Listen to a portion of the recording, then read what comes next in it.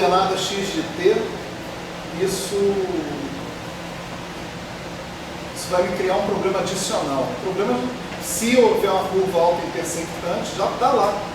O problema já está no Rn e está lá na variedade. Do mesmo jeito.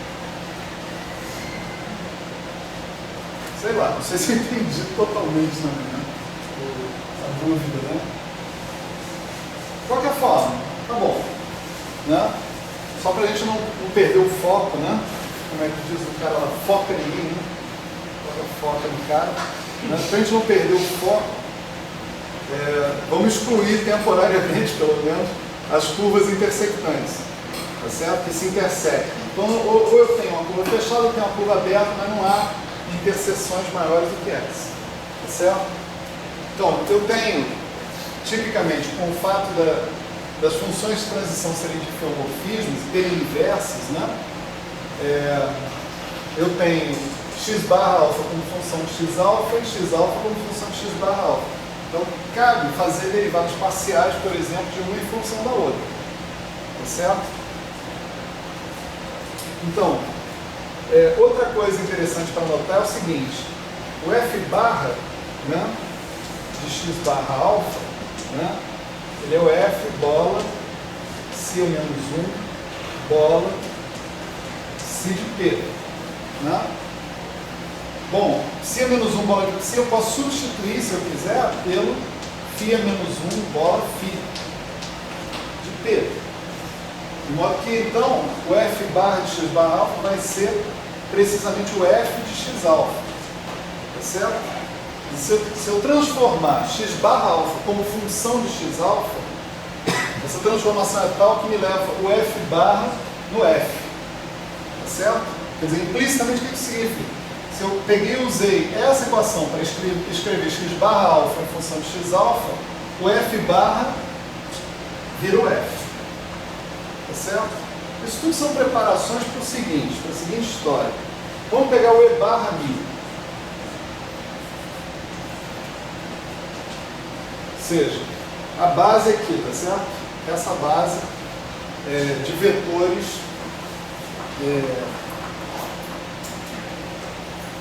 vistos pelo lado da coordenatização psi. Tá? Vamos pegar o e barra mi. Isso daqui é df barra dx barra alfa mi.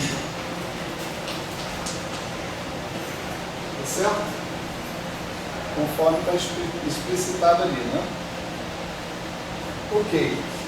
Isso aqui eu posso escrever assim, como df barra dx, tá certo? Onde agora eu vou fazer o f barra de x barra de x. Mas eu acabei de dizer que o f barra de x barra de x é o f. Então eu vou escrever df dx mi alfa e vou derivar o x mi alfa em relação ao x barra mi alfa. Soma sobre mi, certo? Estou usando a regra da cadeia. Quer dizer, x barra alfa é uma função de x alfa. Tá certo? Então, eu vou derivar em relação a x alfa e derivar x alfa em relação a x barra alfa. Para isso, eu tenho que derivar em relação a cada componente, x mi alfa, e cada componente em relação a x barra mi alfa. Tá certo? Mas isso aqui, olha, df dx mi alfa é exatamente o mi, a base vista na outra coordenatização.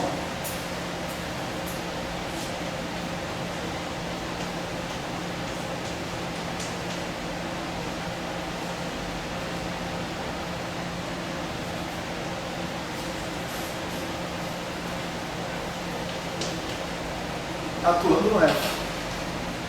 Certo? Veja que o f é completamente genérico, eu posso inclusive omitir se eu quiser. Não estou omitindo aqui. Mas observe que os vetores da outra base, da base associada com a outra coordenatização, essa base aqui, podem ser escritos como combinações lineares dos vetores associados com a coordenação anterior. Certo? Mais ainda, olha só que legal.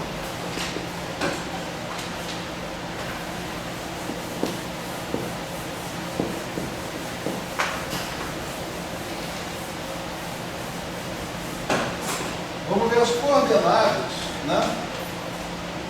X barra mi, tá certo? As coordenadas x barra mi são esses caras aqui, ó, dx barra mi alfa dt, tá certo?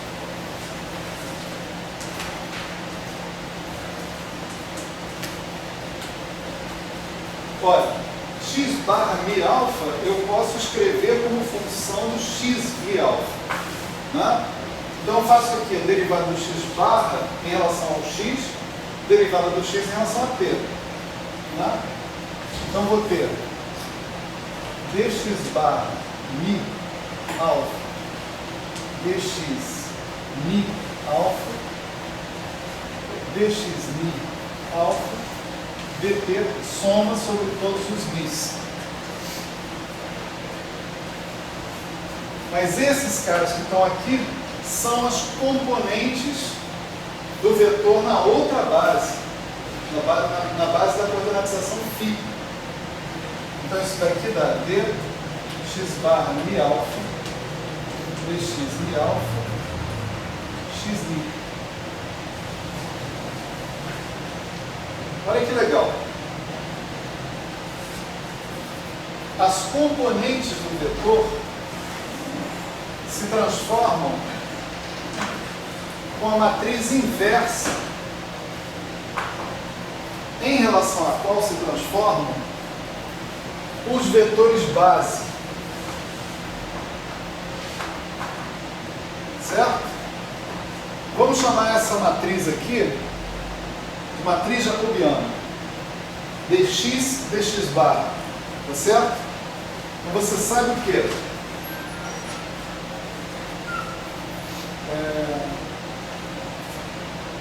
Dx mi alfa, dx mi alfa barra dx mi alfa barra dx, sei lá, sigma alfa, né? Aqui você pode interpretar isso aqui com a regra da cadeia.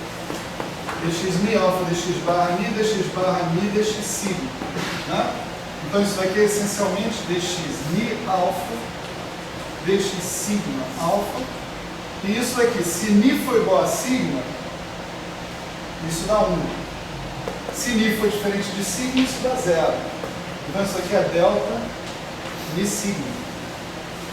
Então essa matriz, que é a matriz pela qual os vetores base se transformam, é a inversa dessa matriz, que é a matriz pela qual as componentes se transformam.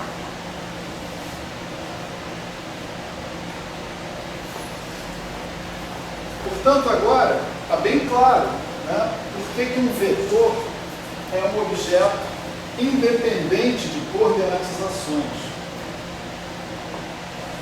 Porque sempre a base vai numa direção e as componentes vão na direção oposta, de modo que essas transformações se compensam. Tá certo? Então, agora você pode escrever sem sombra de dúvida, mesmo se você souber essas leis de transformação aqui, você pode escrever sem medo de errar que x mi e mi é igual a x barra mi e barra mi.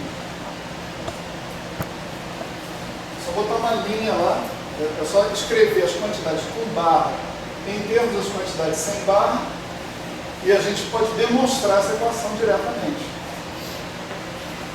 Tá certo? Então, devido ao fato desses caras aqui, ó, desses caras, as componentes mudarem, quando você muda o sistema de coordenadas, mudarem pela inversa da matriz jacobiana, tá certo? Então você chama esses caras de contravariantes.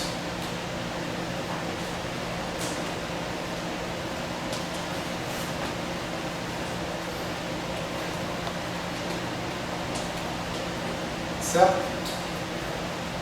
Então, se você vai caracterizar um vetor pelas suas componentes, tá certo? Essas componentes dependem da coordenatização que você está fazendo. Se você fizer uma coordenatização, você tem um conjunto de componentes. Se fizer outra, você tem outro conjunto. Tá certo?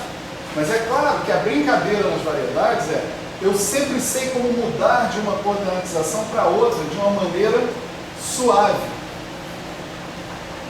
Se eu faço isso de uma maneira suave, eu tenho um jacobiano nessa mudança. E o jacobiano é tal que o vetor, a quantidade chamada de intrínseca, é preservado.